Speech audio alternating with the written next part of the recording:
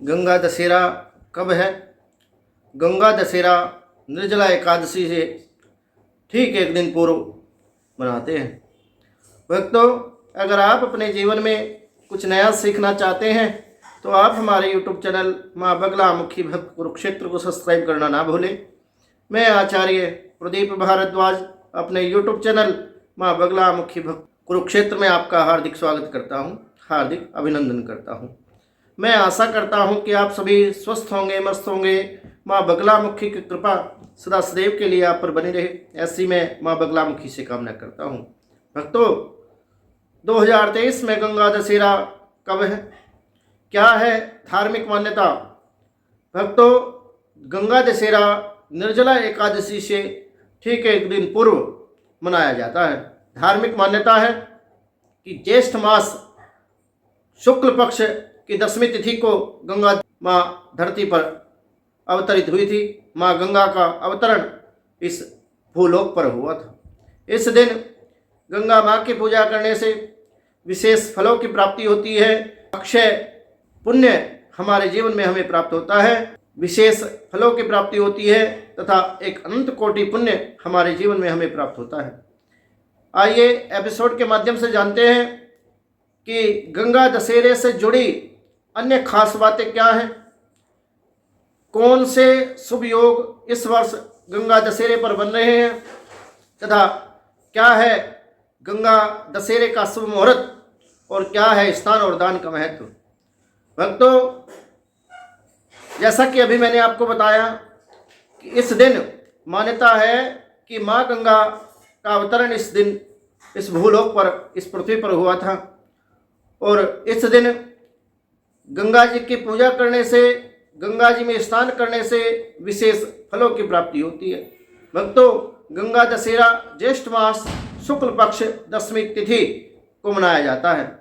दान पुण्य की दृष्टि से ये विशेष महत्व रखता है। गंगा दशहरे पर दान और स्नान का विशेष महत्व है। निर्जला एकादशी से एक दिन पूर्व 30 मई 2023 के दिन गंगा दशहरा मनाया जाएगा।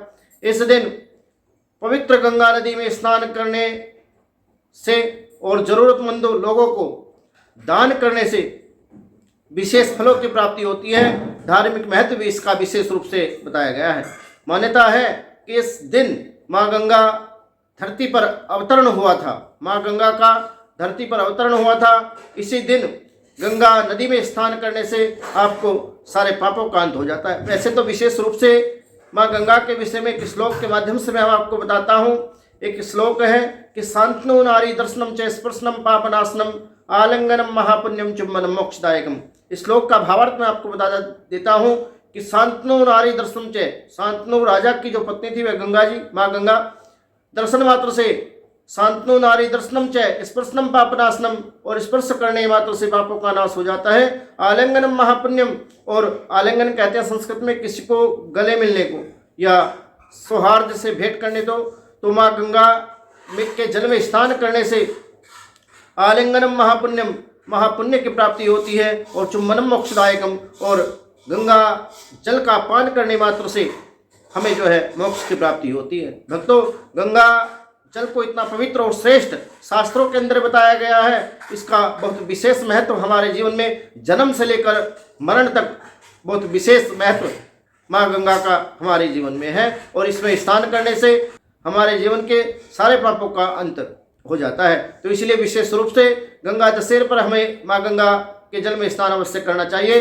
अगर यह संभव नहीं है तो आप अपने घर में किसी बाल्टी में या पानी में गंगा जल मिलाकर अवश्य स्नान करें, या फिर यमुना नदी में भी आप स्नान करें तो विशेष फलों की आपको प्राप्ति होगी। भक्तों, गंगा दशहरे पर बने हैं ये शुभ योग। तो गंगा दशहरे पर जो शुभ योग बन रहे हैं वे कौन कौन से हैं? भक्तों, गंगा दशहरे के पर्व पर इस वर्ष 3 योग के बीच में गंगा दशहरा मनाया जाएगा।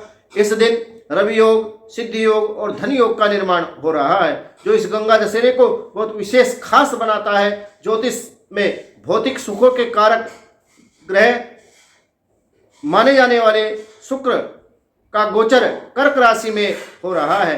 इस प्रकार से धन योग भी इस दिन बन रहा है।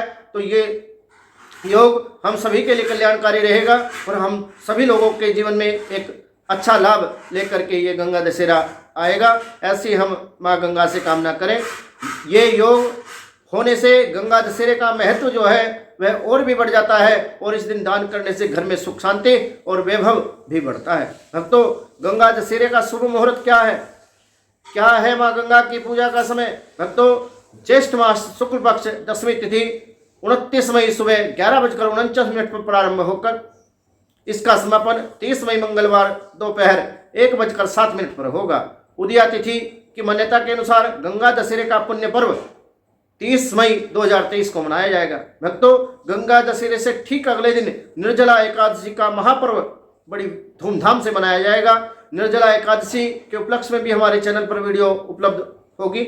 आप वीडियो में देख करके शुभ मुहूर्त और भगवान विष्णु की पूजा का क्या प्रतिफल हमें उसमें एकादशी पर पूजन करने से प्राप्त होगा, वह आपको सभी जानकारी मिलेगी। गंगा दशहरे के विषय में और भी मैं आपको बताता हूँ। भक्तों, गंगा दशहरे का महत्व को लेकर धार्मिक मान्यता है कि इस दिन ही माँ गंगा स्वर्ग से धरती पर अवतरित हुई थी। माँ गंगा इस दिन इस भूलोक पर आई थी। गंगा दशहरा पर पवित्र नदी में स्नान करने से, जैसे गंगा आदि नदियों में स्नान करना बेहद जरूरी माना जाता है। अगर आपके लिए ऐसा करना संभव नहीं है तो आप अपने घर में गंगा जल डालकर अवश्य स्नान करें। इससे भी आपको गंगा स्नान का प्रतिफल प्राप्त होगा, इसमें कोई संदेह नहीं है। इस दिन माँ गंगा की विशेष रूप से पूजा अर्चना की जाती है। जो लोग इस दिन माँ गंगा की पूजा करते हैं उनके जीवन में धन धान्य की प्राप्ति होती है तथा उनको अपने पूर्व जन्म के या इस जन्म से के ज्ञात अज्ञात पापों से भी मुक्ति मिलती है। तो गंगा दशहरे पर भक्तों, हम किन वस्तुओं का दान करें ताकि हमारे जीवन में सुख समृद्धि का वास हो, भगवान की कृपा सदा सदैव के लिए बनी रहे? गंगा दशहरे पर इन वस्तुओं का दान करें। गंगा दशहरे पर जरूरतमंद लोगों को दान का विशेष महत्व होता है। ऐसा कहा जाता है कि गंगा दशहरे पर दान की जाने वाली वस्तुओं की संख्या 10 होनी चाहिए। उनकी संख्या, कोई भी वस्तु आप दान करें तो उनकी संख्या 10 हो।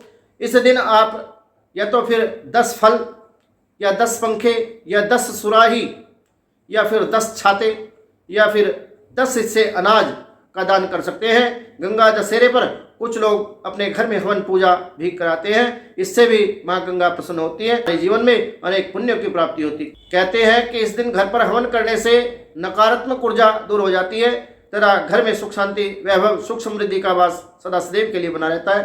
भक्तों, मेरे द्वारा दी गई जानकारी अगर आपको अच्छी लगी हो तो आप हमारे YouTube चैनल माँ बगलामुखी भक्त कुरुक्षेत्र को सब्सक्राइब करना ना भूलें। वीडियो को लाइक करें, शेयर करें, चैनल को सब्सक्राइब करना ना भूलें। कमेंट में जय माँ बगलामुखी लिखकर माँ बगलामुखी के श्री चरणों में आप अपनी हाजिरी अवश्य लगाएं।